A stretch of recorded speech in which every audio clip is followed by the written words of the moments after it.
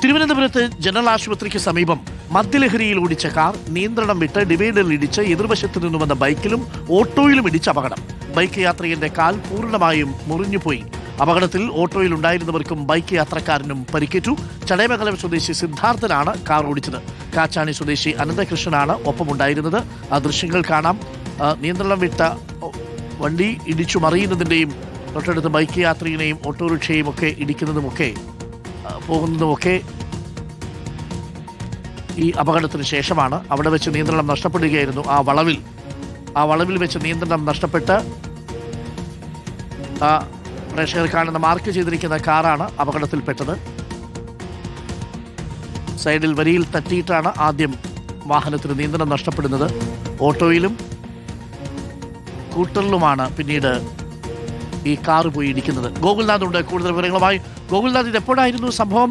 Car അമിത വേഗതയിലായിരുന്നോ?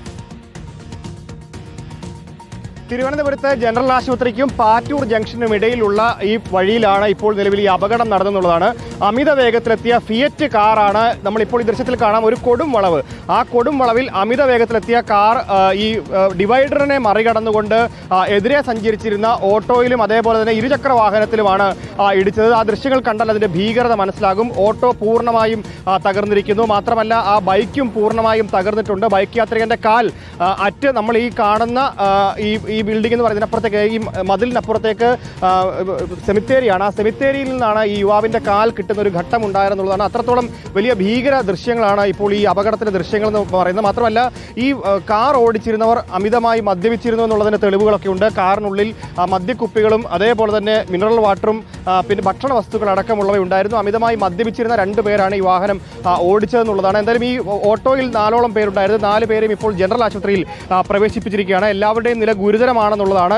യുവാവിൻ്റെ കാൽ അറ്റുപോകുന്ന ഒരു ഘട്ടം വരെ ഉണ്ടായി എന്നുള്ളതാണ്. അമിത വേഗത്തിലാണ് ഈ ഫിയറ്റ് കാർ ഉണ്ടായിരുന്നത്. അമിത വേഗത്തിലെത്തിയ ഫിയറ്റ് കാർ ഈ പ്രദേശവാസിയായിട്ടുള്ള പ്രശാന്ത് എന്ന യുവാവിൻ്റെ കാലാണ് ഇപ്പോൾ അറ്റു തെറിക്കുകയും തുടർന്ന് ഈ യുവാവിനെ ഇപ്പോൾ കിംസ് ആശുപത്രിയിൽ പ്രവേശിപ്പിച്ചിരിക്കുകയാണെന്നുള്ളതാണ്.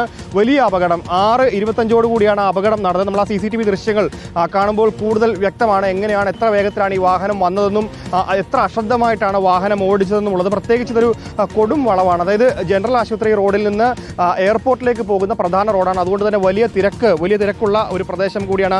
ആ പ്രദേശത്താണ് ഇപ്പോൾ ഈ അപകടം നടന്നതെന്നുള്ളതാണ്. തുടർന്ന് പോലീസും അതുപോലെ തന്നെ ഫയർഫോഴ്സും ഒക്കെ സ്ഥലത്തെത്തി റോഡടക്കം കഴുകി വൃത്തിയാക്കുന്ന ഒരു ഘട്ടത്തിലേക്ക് കടന്നു. എന്നാലും ഇപ്പോഴും ഇവിടെ ഈ രക്തഗന്ധം തളം കെട്ടി നിൽക്കുന്ന ഘട്ടത്തിൽ തന്നെയാണ് ഉള്ളതെന്നുള്ളതാണ്.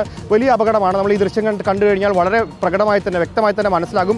ഓട്ടോ പൂർണ്ണമായും ഏറെക്കുറെ ചളുങ്ങിയ അവസ്ഥയാണ്. അത് മാത്രമല്ല ബൈക്കും പൂർണ്ണമായും തകർന്നിട്ടുണ്ട്. കാറിനുള്ളിലേക്ക് വരികയാണെങ്കിൽ കാറിൻ്റെ മുൻഭാഗം പൂർണ്ണമായും തകർന്നിട്ടുണ്ട്. മാത്രമല്ല ഈ കാറിനുള്ളിൽ നമുക്ക് മദ്യക്കുപ്പികളടക്കം കാണാൻ സാധിക്കും. മദ്യക്കുപ്പികളുണ്ട്.